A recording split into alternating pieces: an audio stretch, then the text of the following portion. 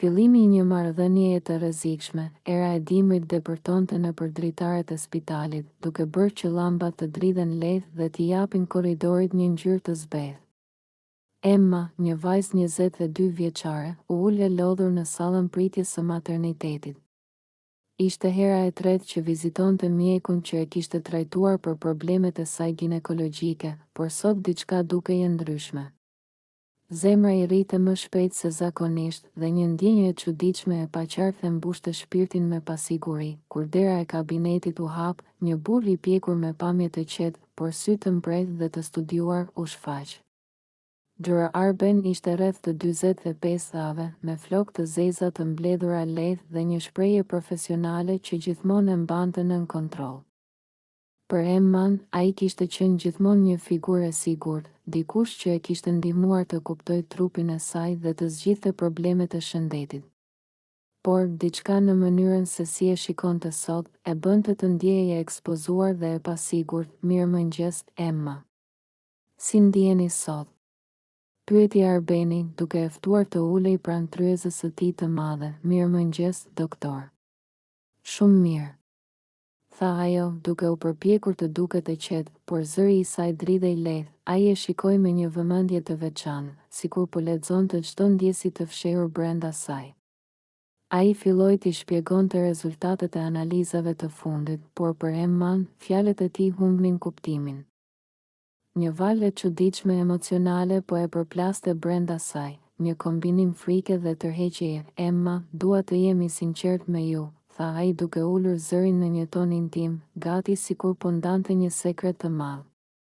Ka diçka që duhet të diskutojmë për mënyrën se si trupi tuaj po reagon ndaj trajtimit. Pa kuptuar si, ajo u ndje e zhytur në një tension që nuk kishte ndjerë kurrë më parë.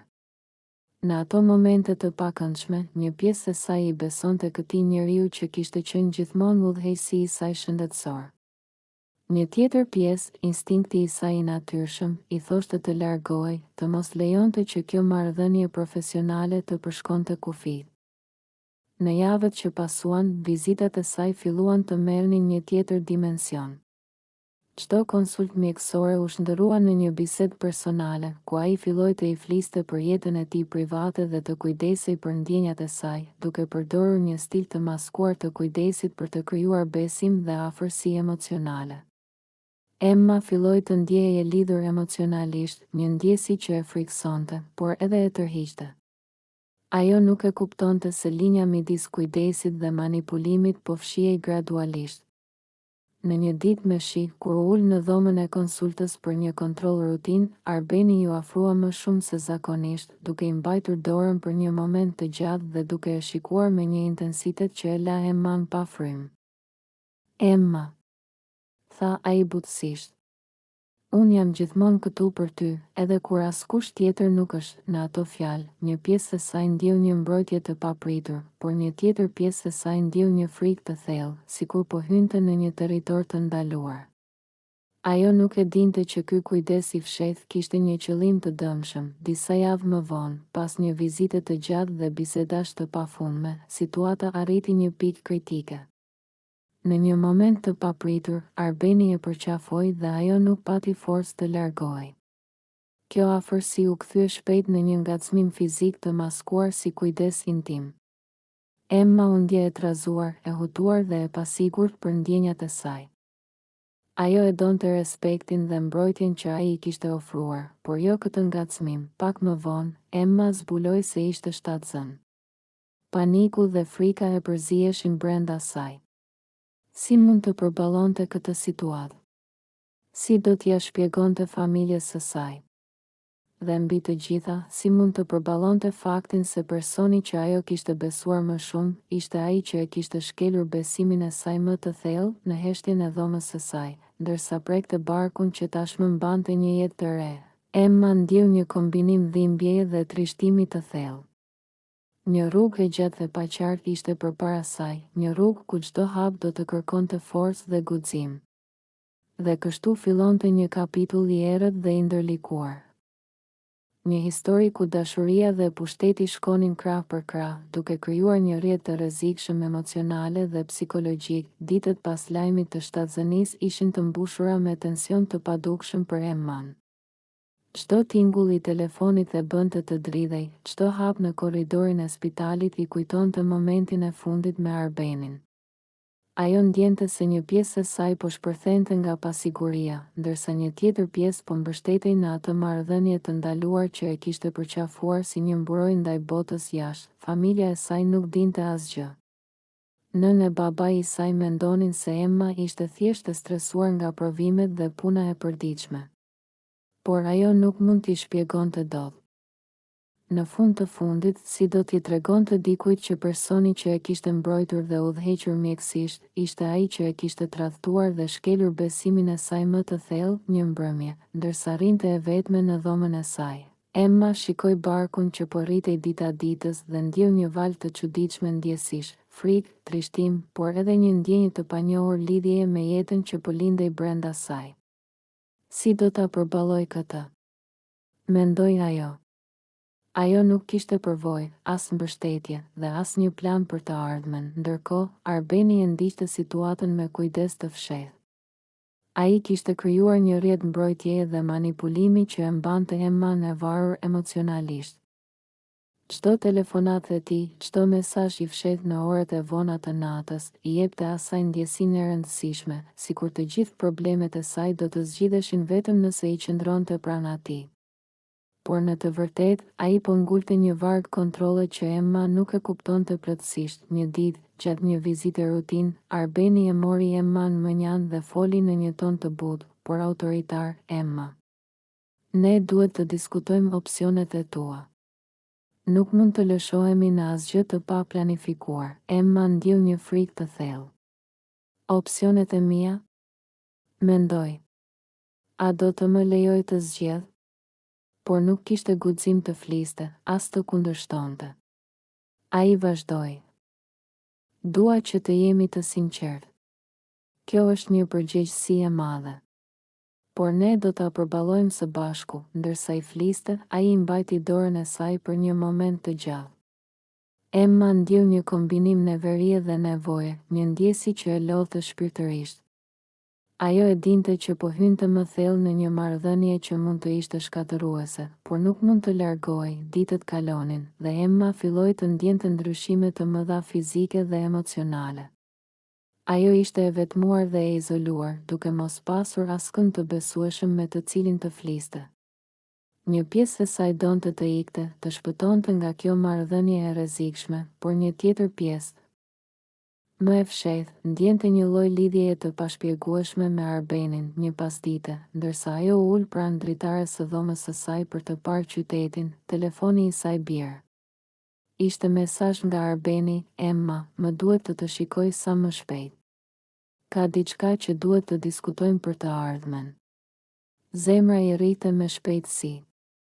Ajo e dinte që çdo takim me të ishte një lojë emocionale, ku pushteti dhe dashuria e përzier kishin krijuar një rrjet të pasgjidhshëm. Por ajo nuk mund të refuzonte. Diçka brenda saj, një ndjenjë e çuditshme sigurie, e shtynte ta takonte. Në atë takim, Arbeni e përqafoi dhe i tha: "Nuk dua që të ndihesh e vetmuar. Kjo është përgjegjësia jonë." Së bashku, Emma ndjeu një dridhje në trup, një kontradikt midis pasionit dhe frikës. Ajo e kuptonte që situata po dilte jashtë kontrollit dhe se marrëdhënia e tyre nuk ishte më thjesht profesionale, por një rrjet i komplikuar manipulimi dhe ndjenja. Kur u largua nga takimi, Emma ndjeu se një kapitull i ri fillonte. Një kapitull ku do të duhej të përballej me realitetin e shtatzënisë së saj, manipulimin emocional dhe frikën nga shoqëria dhe familja. Ajo nuk e dinte ende se cila rrugë do ta shpëtonte dhe cila mund ta shkatëronte përgjithmonë. Presioni dhe izolimi, ditët po kalonin dhe Emma ndjente peshën e situatës si asnjëherë më parë. Shtatzënia po bëhej e dukshme dhe çdo shikim i familjes apo i miqve i shkaktonte një dridhje të fshehtë. Ajo e dinte që nuk mund t'u tregonte të vërtetën. Si do të mund t'i shpjegonte nënës së saj që gjithmonë e kishte mbrojtur dhe këshilluar se burri që e kishte trajtuar me përkujdesje e kishte shkelur besimin e saj, në atë kohë, Arbeni po bëhej gjithnjë e më dominues në jetën e saj. Ai filloi të kontrollonte vizitat, çdo takim dhe çdo bisedë që ajo mund të kishte me miq ose familje.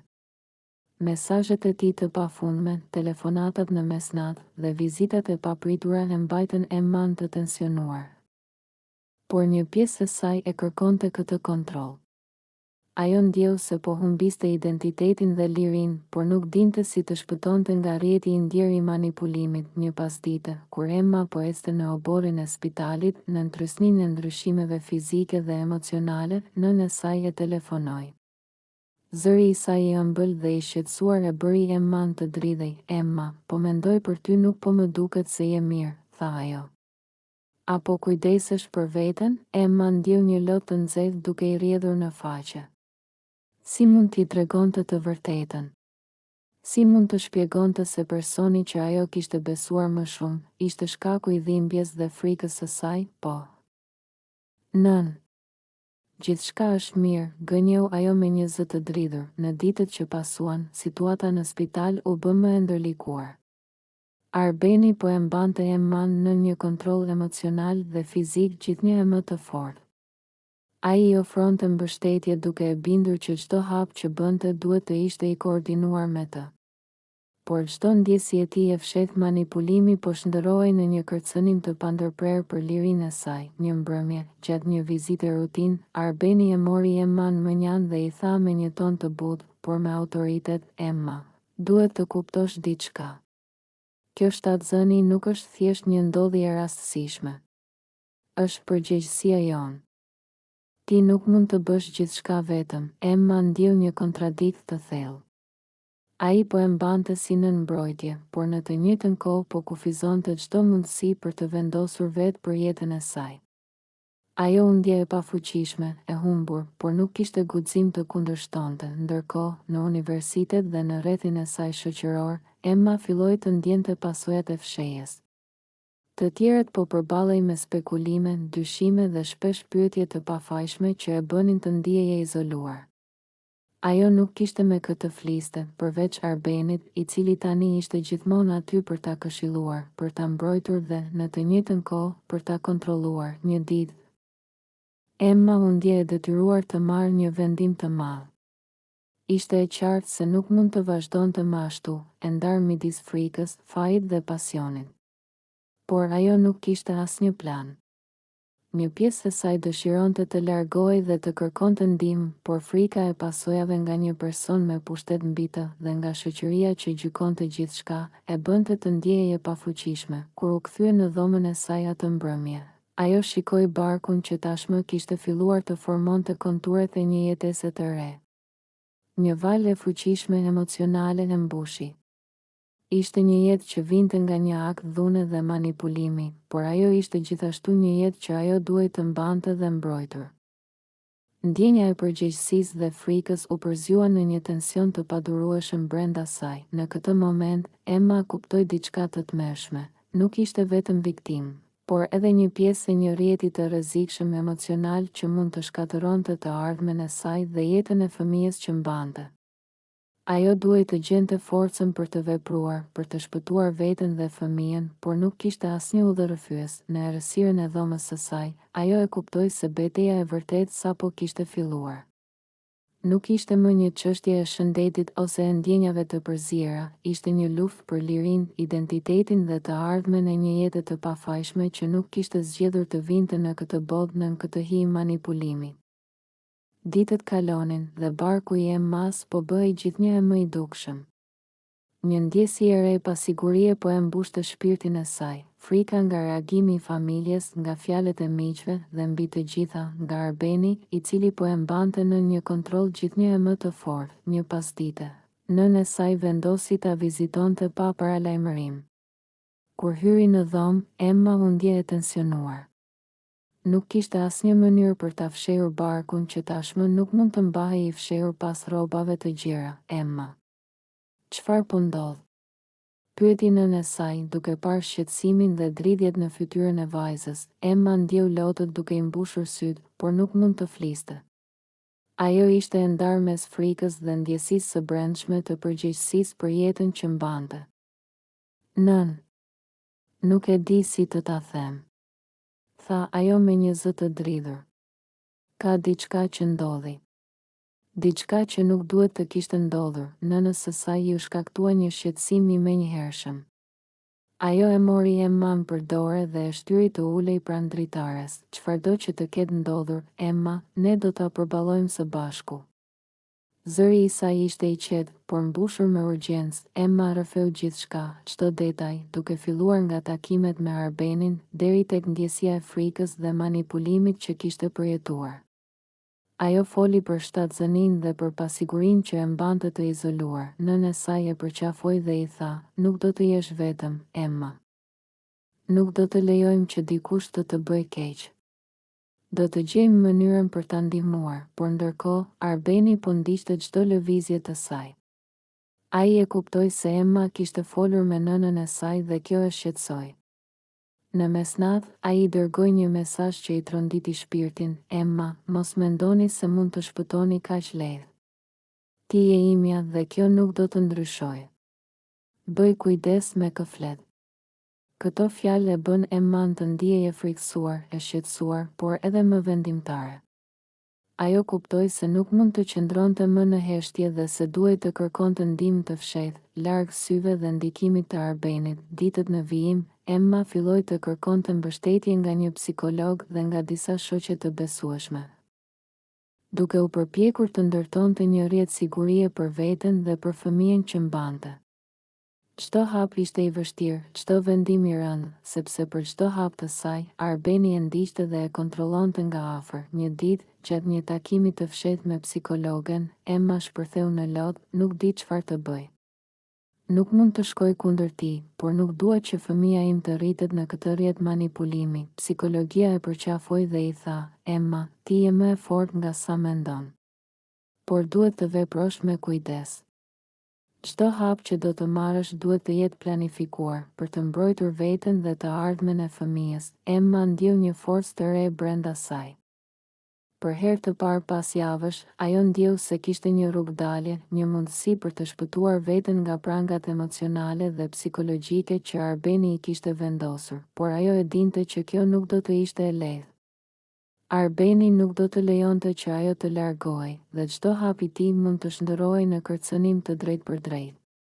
Ajo duhej të vepronte me kujdes, duke mbajtur sekret çdo plan dhe çdo kontakt të fshehtë. Ndërkohë, Arbeni po përgatitej për një hap të ri, më të rrezikshëm. Ai filloi të ndërtojë një strategji për ta mbajtur Emman nën kontroll total, duke përdorur pushtetin dhe ndikimin e tij mbi profesionin dhe mbi jetën e saj personale. Ai nuk e dinte se Emma po planifikonte diçka që mund të ndryshonte gjithçka. Në këtë pikë, Emma kuptoi diçka të rëndësishme. Betejë e saj nuk ishte më vetëm për vetvlerësimin ose emocionet. Ishte një betejë për jetën e një qenieje të pafajshme që po rritej brenda saj. Ajo duhet të bëhej më e fortë, më e zgjuar dhe më e vendosur se kurrë më parë. Përballja dhe liria, dita e takimit vendimtar erdhi më në fund. Emma kishte planifikuar gjithçka me kujdes. Nuk do të ishte e lehtë dhe frika e kontrollit të Arbenit vazhdonte të pushtonte mendjen e saj. Por ajo ndjeu se nuk mund të prishte më. Jeta e saj dhe e fëmijës së saj varet nga veprimet që do të ndërmerrte sot. Arbeni e priti në dhomën e zakonshme të spitalit, sikur asgjë nuk kishte ndryshuar. Por për Emman, çdo detaj i tij, nga mënyra se si ecte, nga shikimi i tij i studiuar, ishte një kërcënim i fshehtë. Zemra i rrite me shpejtësi, por nuk kishte kthim pas. Emma, çfarë po ndodh? Pyeti Arbeni, duke përdorur një ton të butë, por të mbushur me autoritet. Arben, nuk mund të vazhdoj më kështu, tha ajo me zë të qetë, por të vendosur. Ti më ke kontrolluar, më ke manipuluar dhe nuk mund të lejoj që kjo të vazhdoj, për mua dhe për fëmijën që po mbaj. Arbeni e shikoi me një përzierje habie dhe zemërimi të fshehtë. Ai nuk e priste këtë vendim, Emma. Ti nuk e kupton çfarë po thua. Nuk do ta lejosh këtë vendim të ndodhë. Zëri i tij u bë më i ftohtë, kërcënues. Po, e kuptoj shumë mirë, tha ajo. Por kjo është jeta ime. Nuk është thejotja të vendosësh për mua. Nuk mund të më kërcënosh më. Nuk mund të më kontrollosh në atë moment. Emma nxori nga çanta celularin dhe regjistrimet e mesazheve, bisedave dhe kërcënimeve të Arbenit. Ishte provë e qartë e manipulimit, kërcënimeve dhe abuzimit të tij. Këto janë të gjitha provat që tregojnë se ke shkelur çdo kufi profesional dhe personal. Nuk ka rrugë kthimi, Arben. Nuk më trem më. Ajo ndjeu një lehtësim të papritur, si një barë e madhe që po largohej nga shpatullat e saj. Arbeni u ngrit në këmbë, i tronditur dhe i zemëruar, por Emma qëndroi e vendosur. Ajo nuk lejoi që frika e tij të kontrollonte më veprimet e saj. Do të bëj gjithçka që duhet për të mbrojtur fëmijën tim, tha ajo, me një forcë që nuk e kishte ndjerë kurrë më parë. Pas kësaj përballjeje, Emma mori mbështetjen e psikologes, familjes dhe disa miqve besnik. Ajo denoncoi Arbenin për abuzim dhe manipulim, duke përdorur të gjitha provat që kishte mbledhur. Procesi ishte i vështirë dhe emocionet e saj u përplasën mes frikës, ankthit dhe një lirje të re që po lindte gradualisht. Ditët e para pas përballjes ishin të vështira.